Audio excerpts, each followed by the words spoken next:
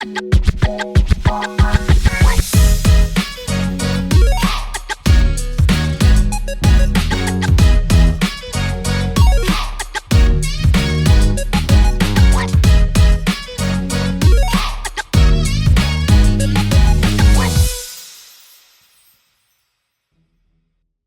tout le monde, c'est Clemenco. On se retrouve pour une nouvelle vidéo qui aura pour thème la prochaine saison de Koh-Lanta, la saison 26. Et oui, déjà la saison 26 débarque. On a à peine fini la saison avec Léa et Amri que ça dégage déjà. On passe déjà à une nouvelle saison. Bon, c'est pas forcément ce qui me plaît le plus, on va en parler dans les détails. Mais je voulais donner un petit peu mon avis sur cette saison qui arrive à grands pas. On a eu les premières infos il y a 1 ou 2 semaines. Oui, je prends mon temps pour donner mon avis, mais voilà, je voulais quand même le faire. Il y a déjà des youtubeurs Koh-Lanta qui l'ont fait. Bon, je pense qu'on a à peu près les mêmes avis, les mêmes attentes et les mêmes craintes. Mais voilà, je voulais quand même vous dire ce que j'en pensais. Et puis au moins, ça nous permettra d'en discuter dans les commentaires ensemble. On va aller dans les détails dans chaque info qu'on a eu via la conférence de presse et via tous les articles qu'il y a eu sur internet. Il y a eu de tout et de n'importe quoi en tout cas. J'ai essayé de réunir toutes les informations qu'on a eues. Donc c'est parti, la vidéo sera plus courte que celle des reviews. Par contre, ne vous inquiétez pas. Mon chien est toujours là par contre, il est toujours en train de respirer toujours aussi fort. Et comme je l'aime de tout mon cœur, il va rester avec nous, hein, très clairement. Je ne vais pas m'en débarrasser. Et puis voilà, ça fait un petit peu une compagnie pour vous, une compagnie audio. Et donc c'est parti. Avant de vous donner les détails et surtout mon avis sur cette prochaine saison qui arrive à grands pas, je voulais toujours vous remercier. Effectivement, vous êtes toujours là. Voilà, j'essaie de continuer à faire vivre la chaîne. La saison des chasseurs d'immunité est terminée, mais j'essaie de continuer à mettre mes anciennes vidéos, à faire de nouvelles interviews, à essayer de créer de nouveaux concepts. Donc vraiment, merci à vous. La semaine prochaine, je réalise le tournage d'un nouveau quiz avec les abonnés. Si vous êtes intéressé et que vous ne vous êtes toujours pas manifesté, on n'hésite pas. On sera une bonne dizaine hein, avec des questions assez faciles, d'autres un peu moins. Ça va être une petite compétition entre abonnés, ça va être très rigolo. C'est moi qui serai le maître de cérémonie, donc ça va être très sympa. Je serai à la fois sympathique et exigeante, telle une Laurence Broccolini dans le maillon faible. Pour ceux qui connaissent, j'espère que vous connaissez quand même. Même les anciennes générations, vous pouvez les retrouver sur YouTube, certains épisodes. Donc n'hésitez pas, c'est très rigolo. Bon, enfin bref, en tout cas, merci. Sans vous, je ne suis rien, donc merci 1000 fois. Si vous ne voulez pas louper les prochaines vidéos de Clemenco, qu'est-ce qu'on fait? On s'abonne à la chaîne. On n'oublie pas de déclencher la cloche de notification si vous ne voulez rien louper. Vous pouvez vous perdre dans l'onglet communauté. Voilà, il y a des posts, etc. Donc on n'hésite pas à s'y perdre. Vous pouvez également mettre un pouce bleu à la vidéo, ça fait toujours plaisir. Et me suivre sur les réseaux sociaux parce que je suis sur Instagram. Donc n'hésite pas à me follow. Ça me fait plaisir, ça me fait chaud au cœur. Donc c'est parti, on va se plonger dans le peu d'informations qu'on a sur la saison 26. Mais on en a quand même eu, donc ça fait plaisir. Donc c'est parti. Voici mon avis sur la prochaine saison. Et donc la première information sur cette prochaine saison, c'est que ça arrive à la rentrée. Et oui, en septembre, ça débarque déjà, donc peut-être même fin août, hein, on se souvient de certaines saisons qui ont commencé le 28 août, 29 août, 31 août. Donc ça arrive pour la rentrée scolaire, donc très clairement, personnellement je trouve ça trop rapide, je trouve que c'est trop tôt, ça n'entretient pas la hype. Alors je sais que beaucoup d'entre vous sont des mordus de l'émission et ils aimeraient avoir Koh-Lanta sans limite toute l'année, mais j'avoue que c'est bien de faire une grosse pause. Moi j'aime bien quand il y a des pauses et tout, le seul moment où j'aime bien quand il y a 2 saisons, c'est quand il y a une saison classique avec des candidats anonymes et que la deuxième saison c'est un All-Star. Alors même s'il y a beaucoup d'entre vous qui sont pas fans des All-Stars et plus le temps passe, plus moi aussi les All-Stars ça me hype un peu moins à cause des pré-games parce que les candidats ils se connaissent tous, etc. Donc forcément c'est un peu compliqué de faire des stratégies pendant l'aventure et pas dès qu'on arrive sur le sable ou avant hein, quand certains savent très bien qui fait l'aventure, qui s'appelle, etc. Hein, c'est souvent arrivé, c'est même quasiment tout le temps arrivé. Je crois qu'il n'y a que la première saison All-Star où les gens découvrent un peu à l'aéroport qui était avec qui. Donc voilà, je trouve que 2 saisons anonymes en une année, c'est un peu trop, c'est à la limite de l'overdose. Alors moi je serais très content. Hein, le Clément très fan, je vous explique, il va arriver en septembre, il va être en mode ok c'est parti, nouvelle saison, trop excité. Mais j'ai peur qu'en fait ça casse le truc. En plus, le dernier gagnant, on va l'oublier en 3 secondes, ça fait perdre un peu on va dire la popularité et la qualité d'un gagnant. C'est vrai que quand on a un gagnant qui garde son titre pendant 1 an, ça fait vraiment wow, le gagnant incroyable. Là quand on enchaîne les gagnants, et du coup on commence à les oublier quoi. C'est vrai que au bout d'un moment, si on enchaîne les gagnants, là par exemple la pauvre Léa, si on a encore un Koh-Lanta dans 2 mois, clairement Léa elle aura régné quelques mois quoi. Donc ce sera pas une gagnante marquante alors que c'est une gagnante très intéressante. Pas la meilleure, je suis d'accord, mais elle est quand même assez complète. Donc je trouve ça un peu dommage d'enchaîner comme ça les saisons, même si mon cœur cœur de fan est très content, j'ai peur que ça crée l'overdose et même chez le public lambda, il va se dire ah c'est bon, ça reprend encore ça, enfin, stop quoi. C'est vrai que quand il y en a trop, au bout d'un moment c'est l'overdose. En plus on ne sait pas encore si c'est diffusé le mardi ou le vendredi. Alors moi maintenant depuis que je fais la chaîne YouTube Clemenco, clairement je préfère le mardi parce que ça me permet de faire l'épisode derrière etc. Parce que c'est vrai que le week-end j'ai souvent des petits plans, j'ai souvent des sorties, j'ai souvent des soirées etc. Donc j'avoue que bon le vendredi ça m'arrange pas plus que ça. Après le vendredi c'était bien à l'époque où je ne faisais pas de vidéos sur YouTube. Oui là c'était cool parce que du coup c'était souvent soirée pizza, soirée raclette, soirée apéro devant Koh-Lanta, on réagissait tous ensemble. Moi je me rappelle de soirées avec certains potes. Ouais franchement c'était stylé. Et c'est vrai que des fois, même si je suis très content d'avoir cette chaîne YouTube, ça manque un peu les soirées à regarder Koh-Lanta ensemble en mode apéro. Donc je comprends pour ceux qui n'ont pas de chaîne YouTube sur Koh-Lanta que le vendredi c'est 3 fois mieux, c'est plus stylé, on se fait des soirées ou alors on est en famille aussi, ça peut être très sympa et tout. Là c'est vrai que le mardi en plus ça finit tard. Donc le mardi, on a envie de se coucher assez tôt parce que le lendemain on travaille, etc. Bon, il y en a qui travaillent aussi le samedi, mais beaucoup moins. Hein, on a quand même beaucoup plus de gens qui travaillent la semaine que le week-end. Donc voilà, un peu pas déçu, mais un peu craintif de cette saison qui arrive pour moi beaucoup trop tôt. Après, la prod, ça fait plaisir. Ça veut dire qu'elle croit en Koh-Lanta et que l'émission marche. Mais je trouve que ça fait un peu trop tôt. Mon cœur de fan est content, mais mon regard objectif voilà, est un peu craintif sur l'overdose qui peut exister chez les spectateurs. Ensuite, la saison en elle-même, effectivement, on va parler du titre. Le titre, vous le savez déjà tous, c'est dans le titre en plus de ma vidéo, c'est La Tribu Maudite. Bon, on va pas se mentir, ça rappelle quoi? C'est le cas pour tout le monde, ça rappelle le Totem Maudit, hein, une saison qui était pas si vieille que ça, hein, puisque c'était il y a 2 ans. Il y a 2 ans? C'était il y a 3 saisons, mais c'était il y a 2 ans, hein, c'était en 2022 il me semble. Donc enfin bref, c'est vraiment pas original comme nom. Bientôt il y aura quoi? Le Flambeau Maudit, le Denis Brogniart Maudit, je sais pas, l'île Maudite, la production maudite, les chaînes YouTube maudites. Alors c'est bon, trop de choses maudites, hein, on va se calmer. Donc je trouve que niveau originalité du titre, bof. Moi, si je peux me permettre, je garderai les noms des îles comme Karamoan, Johor, etc. Ou du pays, puisqu'on a eu Thaïlande, Malaisie, Cambodge, etc. Mais après, ce qui est un peu chiant, c'est qu'ils tournent toujours au même endroit. Parce qu'effectivement, là, par exemple, le feu sacré, le totem maudit, il me semble que c'était encore à Karamoan, exactement comme la saison 8. Donc, ils vont pas appeler Karamoan 2 ou Karamoan 3 ou Karamoan le 3e. Hein, donc, non. Clairement, un peu compliqué. C'est vrai qu'ils tournent tout le temps au même endroit. Mais bon, nous, on préfère les noms des îles, c'est plus sympa. À noter que, par exemple, Koh-Lanta Johor est filmé en Malaisie. Donc ça se trouve Hugo et compagnie étaient sur l'île de Johor déjà de base. Donc je sais pas, ouais, pas très hypé par le titre, un peu redondant. Voilà, un peu redondant. Je trouve que les chasseurs d'immunité c'était pas fou comme titre. Le feu sacré, le totem maudit, voilà. Moi je préfère le nom des îles. Après ils tournent tout le temps au même endroit, donc un peu compliqué. Mais voilà, c'était mon avis, je trouve que c'est un peu redondant, pas très original. Ensuite on va parler du twist de la saison, parce qu'effectivement dans la conférence de presse on parlait de nouveautés en disant qu'il y aurait 3 tribus. Alors je pense que ça a mal été interprété quand ils ont dit nouveauté des 3 tribus, c'est pas ça forcément la nouveauté, parce qu'effectivement on a déjà eu des saisons avec 3 tribus, voire 4, quand il y a eu la guerre des chefs à 3 tribus, on a eu Cambodge aussi à 3 tribus, on a eu également les 4 terres avec 4 tribus, donc c'est pas ça la nouveauté, mais c'est vrai que pas mal de gens ont commenté en disant mais c'est pas une nouveauté du tout, et je suis le premier à dire oui c'est pas une nouveauté, mais c'est pas ça la nouveauté, c'est qu'il y a 3 tribus, mais dans les 3 tribus on a les jaunes et les rouges classique. On a également une tribu maudite, comme l'indique le titre de l'émission. Nouveau twist, c'est ça. Après le feu sacré et le totem maudit, c'est la tribu maudite. Bon, comment ça va se passer? Est-ce qu'ils vont créer la tribu maudite directe? Est-ce que dès le départ, les gens qui ne sont pas choisis vont créer une tribu maudite, un peu comme Malaisie, où on avait eu Phil, Nadine, Elodie et Bernard, qui avaient été bannis dès le début, parce qu'ils n'avaient pas été choisis par les équipes composées par Camille et Namadia.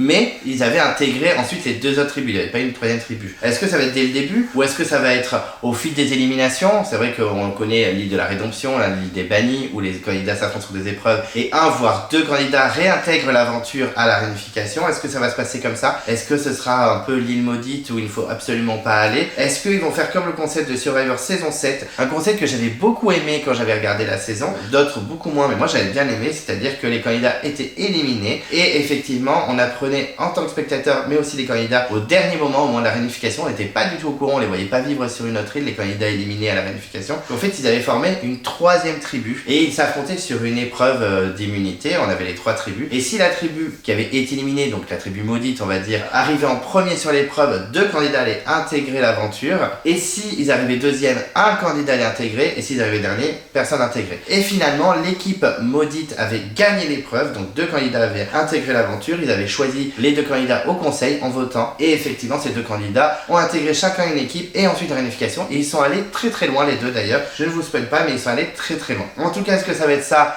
Je suis pas sûr. En tout cas, si c'est ça, nous, on va être dans la confidence, ce qui n'était pas le cas dans Survivor saison 7. Mais ça peut être un concept sympa, c'est-à-dire que les candidats sont pas au courant, effectivement, les candidats sont éliminés, ils vont sur une île et ils ont un Koh-Lanta, on va dire, parallèle. Et en fait, ils réintègrent le jeu à partir d'un moment, peut-être à un moment d'un swap, ou alors ils vont devoir s'affronter devant les autres équipes et 2-3 candidats vont intégrer l'aventure. Je ne sais pas. On n'a pas plus d'informations. Est-ce que c'est au fil des émissions? Est-ce que c'est dès le départ? Est-ce que c'est avant la réunification au moment d'un swap, un swap d'équipe? Je ne sais pas. Ou alors peut-être la saison sera plus longue. Ou alors il y aura par exemple 20 candidats. Alors j'ai lu aussi sur l'article qu'il y allait avoir beaucoup plus de candidats. Donc je pense qu'il n'y aura pas 20 candidats. Il y en aura plus, il y en aura peut-être 24. Mais peut-être au niveau du swap aussi, est-ce que les candidats éliminés vont pas s'affronter sur une épreuve et réintégrer les équipes déjà existantes? Je ne sais pas. C'est un peu le bazar, hein, je vous avoue, à ce niveau-là. Donc je suis assez impatient de découvrir ce qui va se passer. On fait beaucoup d'estimations, de spéculations sur ça. On verra bien. Moi j'ai un peu peur. Je vais pas vous cacher, j'ai un peu peur que la prod fasse encore des petites magouilles à droite à gauche. On verra bien parce que moi ce que j'aime bien c'est quand la prod elle annonce le twist de A à Z dès le début. Dès le début je parle pas dans les montages de pré-générique parce que ça ils font ce qu'ils veulent. Mais dès le début aux candidats sur le sable, ce qui n'arrive quasiment jamais parce que comme ça ils peuvent faire ce qu'ils veulent, hein, très clairement. Donc voilà, un peu sur l'expectative, j'attends de voir ce que ça va donner. Je suis plus craintif que excité mais pourquoi pas, on verra bien. Ensuite on va parler un petit peu de la storyline, la potentielle storyline qui va exister dans cette saison. Effectivement, est-ce qu'on aura une île de la rédemption, une île des bannis? Est-ce qu'on va les suivre un petit peu comme on avait suivi Hugo, Maxime, Clémentine, etc. pendant la pré-mère, la pré-réunification? Est-ce qu'il y aura un swap également? Est-ce que cette tribu maudite ne va pas empêcher un swap des équipes? Parce que c'est vrai qu'on en a pas eu, je crois, dans les chasseurs d'immunité. Là, on en a pas eu. Alors que moi, j'adore les swaps, hein, ça fout un peu le bordel, c'est plutôt sympa. En plus, j'aime bien moi, les concepts de 3 équipes, mais j'aime bien le swap. Par exemple, dans les 4 états, il y avait 4 équipes, ça s'était swappé et ça a été plutôt intéressant. Donc, est-ce qu'il y aura un swap à la pré-merge? Est-ce qu'on va passer de 3 à 2 équipes? Est-ce qu'on va rester à 3 équipes en intégrant la tribu maudite à un bout d'un moment? Est-ce que tout le monde va revenir ou quelques-uns? Est-ce que finalement, ce sera pas les candidats éliminés qui vont créer une tribu maudite? Est-ce que la tribu maudite va arriver dès le début? Je vous avoue qu'il y a beaucoup de spéculations, beaucoup de suppositions. Et je me suis demandé également, est-ce que les avantages et les colliers sont toujours présents? Je trouve que ça ferait beaucoup de magouilles pour la prod, hein, on va pas se mentir.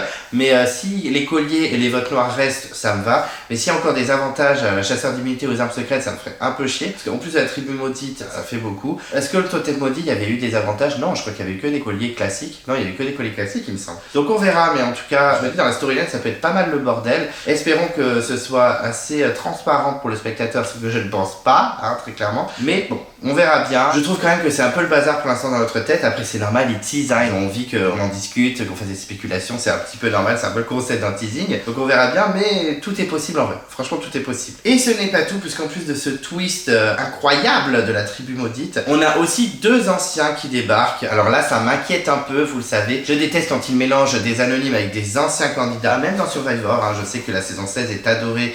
Et pourtant, bon, je l'ai pas trouvé nul, mais les anciens contre les nouveaux connaissent les rouages, les stratégies, etc. Donc ils fracassent tout. Bon, quand ils sont en infériorité, c'est différent, hein, merci l'île des héros. Mais justement, je trouve que l'île des héros, ça avait été un petit massacre de foutre des anciens candidats. Ça met des cibles énormes sur leur dos. Donc pas très fan. Et en plus, là, c'est 2 gagnants cultes de Koh-Lanta, hein, parce que c'est pas les gagnants les plus perdus, les plus oubliés. Hein. Clairement, ça leur met une grosse cible dans le dos, puisqu'effectivement, c'est Frédéric de Koh-Lanta, le feu sacré, la saison de l'année dernière, qui s'est avéré très stratégique pendant la saison et qui est quand même plutôt apprécié et qui est un très bon stratège. Personnellement, je l'ai déjà rencontré en vrai pendant le week-end au ski avec les copains. Il est hyper sympa, hyper avenant, hyper souriant. Donc c'est assez cool, hein, parce que c'est quand même un très bon candidat qui est très aimé. Mais je me dis, il est hyper stratège, donc il va être visé assez rapidement. Et on a également Hugo de Koh-Lanta Malaisie, le gagnant de Koh-Lanta Malaisie, qui a fait également la légende, qui pour moi a fait une meilleure saison dans la légende que dans Malaisie. Et puis du coup, ça nous permet de comprendre que tous les candidats de la légende ne sont pas blacklistés, puisque j'en avais parlé déjà il y a jadis, mais j'ai remis des vidéos de la légende il y a pas longtemps, où je me disais que tous les candidats de la légende étaient blacklistés par rapport à l'histoire de la triche, etc. Apparemment pas tous, effectivement, Hugo était pas forcément dans l'affaire de la triche, apparemment, parce que j'ai entendu dire. Donc, ils ne seraient pas tous blacklistés, donc ça fait plaisir. Surtout pour les premiers parties, à la limite, bon, Laurent, Claude, Théoura et compagnie, je pense qu'on en a fait le tour, donc ça dégage. Même si je pense que si on n'avait pas eu toutes ces histoires de triche, Claude aurait pu largement revenir dans cette saison, mais bon, heureusement non, hein, parce que stop. En tout cas, voilà, Hugo est quand même rappelé malgré tout. Il est très apprécié. Frédéric également, il est quand même pas mal apprécié par le public. Au départ, quand j'ai entendu ça, je me suis dit, ok, ça va être mérite contre stratège, ce que je n'espère pas. candidats. Après j'ai un peu la flemme de les revoir, tout simplement parce que Hugo, on en a fait le tour. Pour moi il a fait une super saison dans Malaisie et encore une meilleure saison dans La Légende. Je vois pas l'intérêt qu'il revienne, je vous l'ai déjà assez dit, donc un peu déçu qu'il revienne. Et Frédéric, je trouve que c'est un peu trop tôt. Voilà, c'était l'année dernière, en plus un gagnant. Enfin je me dis pourquoi remettre son titre en jeu aussi vite, hein. J'avais déjà dit également pour Alexandra, que j'aime beaucoup pourtant dans La Légende, je trouvais ça un peu trop rapide et surtout j'ai peur que les candidats osent pas les éliminer parce qu'ils sont assez populaires, surtout Hugo.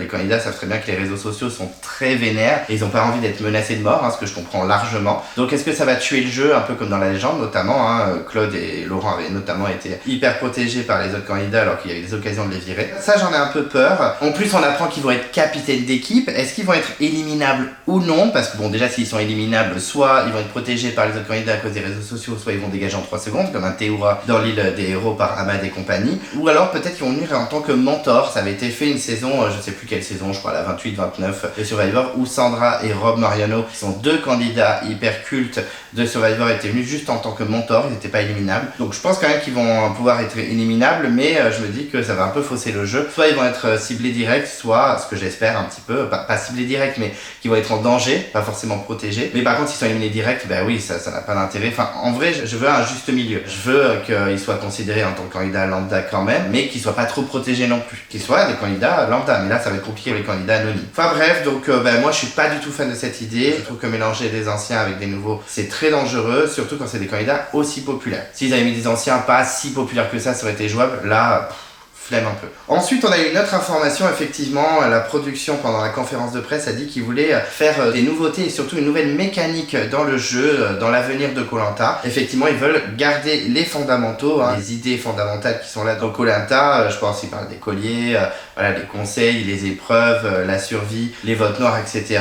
Et qu'ils veulent toujours faire des petites nouveautés par saison. Donc, moi, je dis pourquoi pas. Mais attention, parce que c'est beaucoup mécanisé justement, c'est beaucoup manipulé, on va dire, par la prod, il faut le dire. On a eu des twists foireux notamment, hein, comme les armes secrètes, même le feu sacré, je trouve que c'était un peu foireux, et le totem maudit également. C'est des mécaniques qui peuvent être manipulables par la prod, ils peuvent faire un peu ce qu'ils veulent, donc je suis pour la nouveauté, parce qu'effectivement, si on se tape 1000 saisons de Caramoan ou 1000 saisons de Vanuatu, on va s'ennuyer, puisque c'est du pagonging inintéressant, même s'il y a des candidats très sympas, on a eu des moments cultes, hein, parce que forcément, chaque candidat a sa personnalité et apporte quelque chose à l'émission. Mais voilà, faut pas trop que les mécaniques soient trop flagrantes et trop manipulées parce que sinon ça donne des choses comme les armes secrètes où c'était insupportable. Nous pensons notamment au bracelet noir de Lucie, mais pas que, hein, aussi les ambassadeurs avec Laure et Maxine c'était poussif, hein. Il y avait Vincent également, hein, je l'ai oublié le pauvre. Mais en tout cas voilà, attention aux nouvelles mécaniques qui peuvent être trop grosses et trop manipulées. Ensuite, il y a un petit concept rajouté par TF1, c'est un petit à côté, c'est un petit plus, un petit bonus, c'est les interviews sur TF1+, par Denis Brognard. C'est pas nouveau, puisque Denis Brognard le faisait sur ses réseaux sociaux, il le fait sur Instagram. Sur le coup, je me suis dit, ok, on pique mes concepts,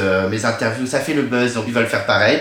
Non, je rigole, Denis Brognard faisait déjà des interviews bien avant moi. Mais c'est vrai que là, Denis Brognard sur son Instagram, il faisait les interviews juste après la diffusion de l'épisode, donc presque un an après la diffusion. Là, ce sera des interviews à chaud. Alors, des interviews à chaud, on en avait déjà à la fin de l'épisode, on avait une petite interview. Alors, elle était très courte et il y avait juste 2-3 phrases. Mais là, ce serait une interview peut-être plus longue. Alors, elle durera pas 1 heure ou 1 heure et demie comme mes interviews, mais je pense qu'elles dureront à peu près une demi-heure. Et là, c'est à chaud. Honnêtement, ça peut être fun parce que voilà, on peut penser à des gens qui ont le seum, qui se font éliminer et qui ragent dans les interviews, hein, notamment cette année, il y a Sébastien hein, qui était très en colère. On peut penser à un Jeff dans Joa. On peut également penser à un Sandro juste après l'élimination par Clémentine. Ça peut être intéressant comme interview. Mais honnêtement, je me dis que c'est un peu bâtard pour le candidat parce que forcément, il est fatigué, il a pas mangé, il est en mode stratégie à balle. Quand ça fait 35 jours que t'es dans Koh-Lanta et que tu viens de te faire trahir alors que t'es épuisé, t'es au bout de ta vie, t'espérais rester et tout, forcément tu vas dire des trucs un peu hardcore, tu vas être un peu méchant et ça va pas forcément aider à ton image. Donc moi je trouve que c'est un peu bâtard. Alors pour nous c'est fun, mais je trouve ça un peu abusé pour les candidats parce que forcément ils vont réagir à chaud, ils vont être vénères et ils vont tout casser. Est-ce qu'il y aura pas un peu de regret des fois dans leurs propos? Sans doute. En tout cas je trouve quand même que TF1 essaye d'innover, ils se lancent dans un contenu additionnel, donc pourquoi pas. C'est déjà cool. C'est pas forcément ce que j'aurais ajouté personnellement parce que moi je l'en ai déjà parlé dans certaines vidéos. J'aimerais bien qu'ils fassent une émission juste après, même si ça finit tard, au pire les gens le regardent en replay, puisque la production est très très contente des chiffres en replay, donc si ça leur va, tant mieux. J'aimerais qu'ils fassent un Koh-Lanta vu par les aventuriers. Ça avait déjà été fait pour L'amour est dans le pré, on a L'amour vu du pré et pour Pékin Express. On a des anciens aventuriers de Pékin qui viennent regarder la saison en cours et qui commentent. Mais moi, j'aurais bien aimé qu'ils fassent ça. J'aurais bien aimé qu'ils fassent ce concept pendant une petite demi-heure, une heure. On a une émission où d'anciens candidats cultes et moins cultes, on peut avoir par exemple un Gabriel de Thaïlande qu'on n'a jamais revu, un Vincent le rugbyman, ou Magali de Fidji, ou Magali des armes secrètes, en train de regarder l'émission. Voilà, ils se réunissent entre certains candidats, ou même avec leur famille, peu importe, et ils regardent et ils commentent. Ça peut être très sympa. Franchement, ça peut être très cool. Ils disent elle aurait pas dû faire ça, etc. Je me rappelle notamment d'une interview il y a jadis, j'en ai jamais parlé. J'avais lu une interview dans je sais plus quel magazine, Téléstar ou je sais plus quelle connerie, où on avait Jade en fait qui réagissait au premier épisode de Koh-Lanta Karamoan, donc la saison juste après la sienne. Par exemple, elle commentait le fait que Valérie s'était un peu comportée comme une Pascale dans sa saison. Donc honnêtement, ça peut être très intéressant ce concept. Si TF1 l'entend, écoutez, piquez-moi l'idée, mais je trouve que ce serait plutôt sympa. D'ailleurs, je n'en ai pas parlé, mais niveau twist et niveau mécanique nouveauté, ce serait bien, je le répète, je le martèle et j'insisterai toujours, de mettre le jury final en public au conseil, qui n'intervient pas mais qui regarde tout ce qui se passe. Ça pourrait l'aider dans ses choix et pas se faire manipuler par les candidats rageux au fil des conseils. Voilà, ça existe depuis saison 1 de Survivor, donc depuis 1999, et je trouve que c'est un concept incroyable qui n'a jamais été fait dans Koh-Lanta. C'est dommage, parce qu'à chaque fois que Koh-Lanta prend une idée de Survivor, il la massacre. Même s'ils prennent pas toutes les meilleures idées de Survivor, parce que Survivor a ses défauts bien sûr, et pas parfait Survivor, il y a beaucoup de choses à critiquer aussi. Et donc pour conclure, le bilan, pas forcément hypé de ouf, pour toutes les raisons que je vous ai citées. Les deux anciens qui reviennent, ça me fatigue. La tribu maudite où la prod peut intervenir et faire ce qu'elle veut, pas fan. En plus, je trouve que les derniers concepts étaient pas ouf. Même les chasseurs d'immunité, alors c'était cool. Amri et Maïsan nous ont vendu du rêve, mais bon, c'était très mécanisé, donc pas trop aimé. Totem maudit, feu sacré, les armes secrètes, voilà, un peu flemme. Je trouve que la diffusion est trop tôt. J'aurais bien aimé les retrouver en janvier. Voilà, ça aurait fait une pause pour tout le monde. Je trouve que c'était bien là, cette petite routine de une saison par an. Pour moi, s'il y a une deuxième saison, c'est un All-Star. Même si le All-Star, on en a déjà discuté, voilà, c'est mi-figue, mi-raisin. Bon, c'est quand même sympa, une saison de Koh-Lanta on a bien, mais c'est vrai que tous les All-Stars sont pas incroyables, loin de là. Alors bien sûr, je vais regarder comme un petit cochon, je vais être hystérique en mode oui, trop content et tout, rentre la musique, je vais être rentré dedans direct, mais je trouve ça un peu too much. Même les spectateurs lambda, je pense qu'ils vont faire flemme quoi, stop, trouver un nouveau concept. Après, dès qu'on lance un nouveau concept d'émission, ça ne marche pas, donc à voir. Par contre, un point positif, c'est que TF1 croit vraiment à l'émission, donc ça fait plaisir, même si la prod ne croit pas du tout en nos chaînes YouTube alors qu'on leur fait de la pub gratos, mais je trouve que en tout cas, TF1 croit en l'émission, ils disent quand même qu'il y a des bonnes audiences, surtout en replay, qu'il y a des audiences classiques, ça doit faire 3 millions et quelques, et en replay, je crois que c'est l'émission qui cartonne le plus sur leur replay, ils sont à 1,5 million, presque 2 millions, donc ça ajoute forcément, et c'est une mission assez lucrative pour leur chaîne, donc ils sont plutôt contents. Donc bon, voilà, en gros, je suis un peu excité, le vrai fan de Koh-Lanta est très excité, mais je reste dans l'expectative. Je me méfie, est-ce que c'est pas trop tôt, est-ce que le concept est pas un peu too much, et les deux anciens, est-ce que c'est pas un peu trop, je sais pas. On verra bien, ça se trouve, je me fais mentir et ce sera une saison incroyable, ce que j'espère, parce que moi je veux que Koh-Lanta ce soit ouf et qu'on regarde une émission de qualité, donc je l'espère, on verra bien, mais voilà, dans l'expectative, mi-figue, mi-raisin, comme je dis souvent. Petite parenthèse, effectivement, on a eu plein d'informations sur différentes chaînes sur la rentrée qui allait arriver, donc TF1 avec Koh-Lanta et d'autres émissions, etc. Mais il y a M6 aussi qui va lancer un concept très sympa. Ils vont remettre The Island. Il me semble que c'est M6. J'espère que je me trompe pas, mais je crois que c'était M6. De toute façon, The Island était sur M6. Après, ils peuvent reprendre l'émission. M6 relancerait The Island, mais pas n'importe quel The Island. The Island célébrité. Alors The Island, j'ai pas tout vu. J'ai vu quelques épisodes, quelques saisons, parce que j'aime pas, parce qu'il n'y a pas d'élimination et j'adore les éliminations et les dramas. Voilà, j'ai quand même regardé une saison entière sur la première où il y avait que des mecs. J'ai pas regardé la saison où il y avait les filles, les gars mélangés, mais par contre, j'avais regardé toute la saison avec les célébrités, notamment avec Lame qui était défiguré en mode Elephant Man. Petit bisou à Cassandre aussi qui a subi la même chose. Maud aussi, mais moins violent quand même, mais Maud aussi avait subi. C'était quand même une saison sympa, il y avait des Priscilla, des Stomy Bugsy, des Brian Zaiba et tout. C'était pas incroyable, il y avait quelques moments rigolos, c'était plutôt sympa. Il y avait Gwenaëlle Petzera aussi qui avait fait Koh-Lanta, le choc des héros avec les sportifs. Et là, je voulais juste vite fait en parler parce que j'ai vu que c'était un The Island célébrité. J'ai regardé la liste des célébrités et effectivement, on a une candidate qu'on connaît bien de Koh-Lanta, c'est Lucie Berthaud. Lucie Berthaud qu'on adore, avec son bracelet noir justement qui revient. Elle revient en célébrité sûrement par rapport à son parcours sportif et non le fait d'avoir fait Koh-Lanta. Je pense qu'ils vont pas en parler, peut-être qu'ils vont dire qu'elle a fait une émission d'aventure déjà, je ne sais pas. Mais en tout cas, elle est dans l'émission. Donc on va voir ce que ça va donner. Je ne sais plus trop qui c'est qu'il y a d'autres. Je sais qu'il y a Nicolas notamment de Hélène et les garçons et des mystères de l'amour. Super, je ne sais plus trop qui c'est qu'il y a, mais je voulais juste te dire que Lucie est de retour dans une émission. Est-ce qu'elle sera aussi appréciée que dans Koh-Lanta ? Je ne sais pas, j'espère quand même qu'elle aura une meilleure image, mais voilà, c'était un petit clin d'œil à Lucie. Du coup, je ne sais pas si ça la blacklist, mais je ne pense pas que la prod la reprendra dans tous les cas. Mais en tout cas voilà, petit clin d'œil à Lucie qui est Fraser Island célébrité pour ceux qui ne le savaient pas. Et voilà, j'ai donc terminé la petite vidéo sur mon avis sur les premières informations de Koh-Lanta saison 26, la tribu maudite. Je trouve que le nom est vraiment pas ouf. Mais en tout cas voilà, je reste en expectative. On verra bien, il y a des trucs qui me plaisent, d'autres qui me plaisent beaucoup moins. Il y a plus de choses d'ailleurs qui me plaisent pas trop que qui me plaisent bien. Donc on verra bien. N'hésitez pas donc à réagir parce que je fais cette vidéo vraiment pour avoir votre avis. On réagit, on donne son avis sur la prochaine saison. Est-ce que vous êtes hypé, est-ce que vous n'êtes pas hypé, est-ce que vous êtes excité ou non. N'hésitez pas à mettre des commentaires, on réagit ensemble, on discute, etc. On met des commentaires. En tout cas, merci d'avoir suivi cette vidéo, j'espère que c'était pas trop long. Si vous ne voulez pas louper les prochaines vidéos de Clemenco, qu'est-ce qu'on fait? On s'abonne à la chaîne. On n'oublie pas de déclencher la cloche de notification si vous ne voulez rien louper. Vous pouvez vous perdre dans l'onglet communauté, voilà, il y a des infos, il y a des posts, on n'hésite pas à s'y perdre. Vous pouvez mettre un pouce bleu à la vidéo, ça fait toujours plaisir. Je suis sur les réseaux sociaux, je suis sur Instagram, donc on n'hésite pas à me follow. Et d'ici là, je vous dis à très vite et je vous embrasse.